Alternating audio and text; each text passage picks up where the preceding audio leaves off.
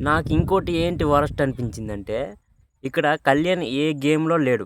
ఏ టాస్క్‌లు ఆడట్లే కళ్యాణ్. ఆడకపోయినా అన్ని దాంట్లో కళ్యాణ్ దూరి తనుజాకి సపోర్ట్ చేయండి, తనుజాకి సపోర్ట్ చేయండి, తనుజాకి సపోర్ట్ చేయండి అని తనుజకి సపోర్ట్ చేస్తున్నాడనమాట. నిన్న ఇమాన్యుల్ కూడా క్లియర్ కట్‌గా అన్నాడు. ఒకవేళ అది అక్కడ కళ్యాణ్ ఇంక తనుజ లేకపోతే నన్ను కూడా తీస్తారు. నేను ఆళ్ళ గ్రూప్‌కి వెళ్ళాల్సిందే అన్నట్టు మాట్లాడాడనమాట సంజన గారితో. లేకపోతే నన్ను కూడా తీస్తారు అని ఆళ్ళ గ్రూప్ అయిపోయి ఆడేశారనమాట మొత్తం. అంటే ఇక్కడ స్ట్రాంగ్ ప్లేయర్లు నలుగురు గ్రూప్ అయిపోయారు. ఇమాన్యుల్, డిమోన్ పవన్, కళ్యాణ్ ఇంకా తనుజ. ఇక్కడ లీస్ట్‌లో ఉన్న ప్లేయర్ బన్నీ గారు, సుమన్ అన్న ఇంకా సంజన గారు గ్రూప్ అనకూడదు, సోలో ప్లేయర్. లాస్ట్‌కి సుమన్ అన్న ఇంకా బన్నీ గారు కూడా సంజనని తీసేశారు.